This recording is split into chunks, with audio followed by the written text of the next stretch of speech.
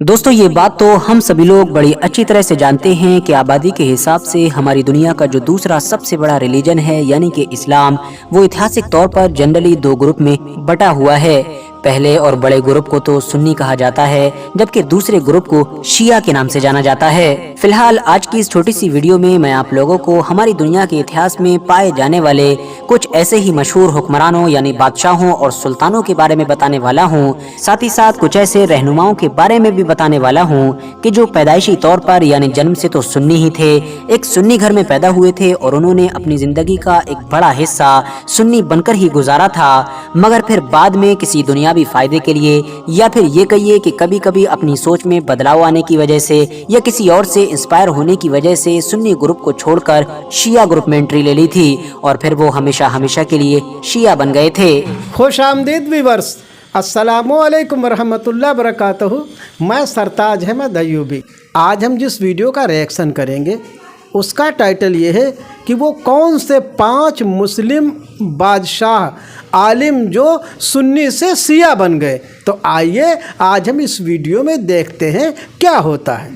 मैं हूं फरजाना अयूबी। आपको इस वीडियो का लिंक डिस्क्रिप्शन बॉक्स में मिल जाएगा। तो वक्त को बिल्कुल ज़ाया नहीं करते हैं और वीडियो शुरू करते हैं। दोस्तों ये बात तो हम सभी लोग बड़ी अच्छी तरह से जानते हैं कि आबादी के हिसाब से हमारी दुनिया का जो दूसरा सबसे बड़ा रिलीजन है यानी कि इस्लाम, वो ऐतिहासिक तौर पर जनरली दो ग्रुप में बटा हुआ है।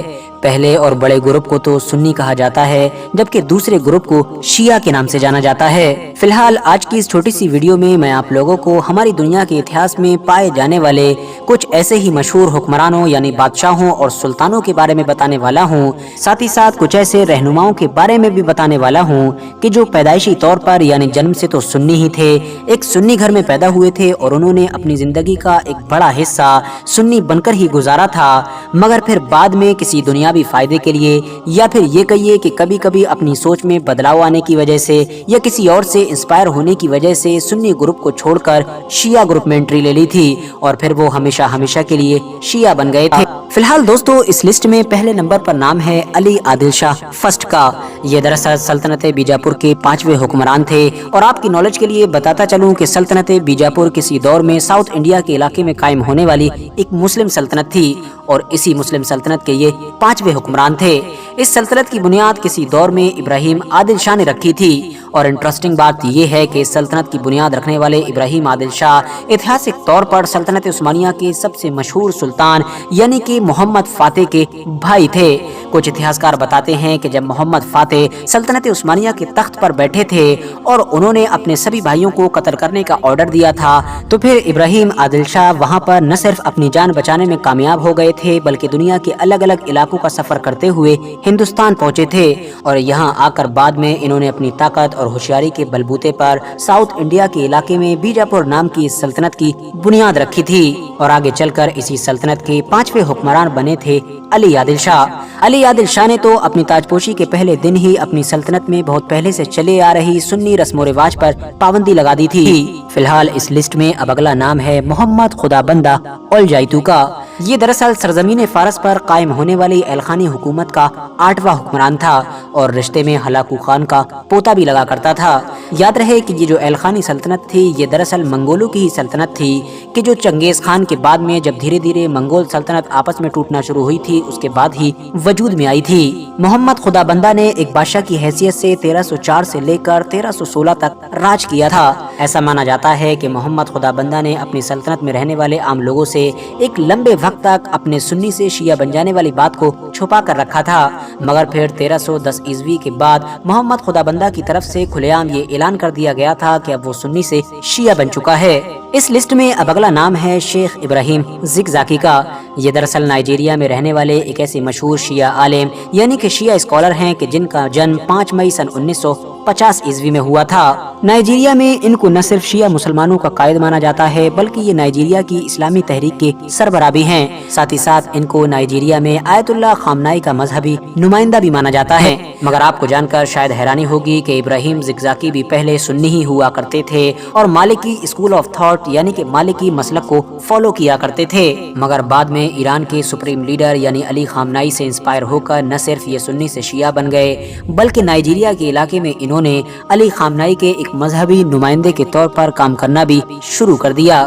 اس لسٹ میں اب اگلا نام ہے ملا نصر اللہ احمد ٹھڈوی کا۔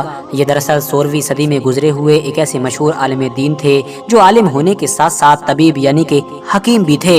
آپ کو بتا دوں کہ پہلے تو یہ بھی ایک سنی ہوا کرتے تھے، بلکہ ایک سنی قاضی کے بیٹے تھے، مگر پھر 22 سال کی عمر میں ایک شیعہ عراقی تاجر کی طرف سے ملنے والے انہوں نے کچھ شیعہ کتابوں کا مطالعہ کیا، جس کے بعد انہوں نے سنی گروپ کو چھوڑ کر شیعہ گروپ اپنا لیا اور شام کے وقت ملا نصر اللہ احمد کے گھر پر جا کر ان کو قتل کر دیا۔ بعد میں جب اکبر کو اس چیز کی خبر ہوئی تو اکبر نے بھی فوراً مرزا فولاد کو قتل کرنے کا آرڈر دے دیا۔ بات کریں اب اگر اگلے نام کی تو وہ ہیں قاضی النعمان، جن کو اتہاس میں ابن حیوان کے نام سے بھی جانا جاتا ہے۔ ابن حیوان یا پھر قاضی النعمان یہ دراصل افریقہ کے علاقے کے ایک بہت مشہور قاضی تھے، جو کسی دور میں ہمارے اتہاس کی ایک مشہور شیعہ سلطنت یعنی کہ دولت فاطمیہ میں چیف جسٹس ہوا کرتے تھے۔ اتہاس کاروں کے مطابق افریقہ کے ٹیونس میں پیدا ہونے والے قاضی النعمان بھی شروعات میں تو سنی ہی ہوا کرتے تھے اور ایک لمبے وقت تک انہوں نے اسی طرح ہی اپنی زندگی گزاری تھی، مگر بعد میں ایک مشہور اور طاقتور سلطنت کے جس کو سلطنت فاطمیہ کہا جاتا ہے اور جو اسماعیلی شیعہ سلطنت ہوا کرتی تھی، اس میں ترقی حاصل کرنے کے لیے اور ایک اچھا منصب پانے کے لیے یہ بھی سنی سے شیعہ بن گئے تھے۔ اس ویڈیو میں یہ چیز دکھائی گئی ہے کہ کن کن لوگوں نے جو بادشاہ اور عالم سنی ہو کر کے بھی پھر بعد میں وہ شیعہ ہو گئے۔ کچھ تو لالچ کی وجہ سے ہو گئے، پد پانے کی وجہ سے ہو گئے، اور کچھ جو ہے اپنے یعنی رعایا کو یا اپنے دوسرے لوگوں کو خوش کرنے کے لیے پہلے سنی تھے اور اس کے بعد شیعہ ہو گئے۔ اس چیز کو اس ویڈیو میں دکھایا گیا ہے۔ تو آپ کو اس ویڈیو میں سب سے اچھا کیا لگا ہمیں کمنٹ سیکشن میں ضرور بتائیے گا۔ ویڈیو کو لائک، شیئر اینڈ چینل کو سبسکرائب کریں۔ تب تک کے لیے اللہ حافظ۔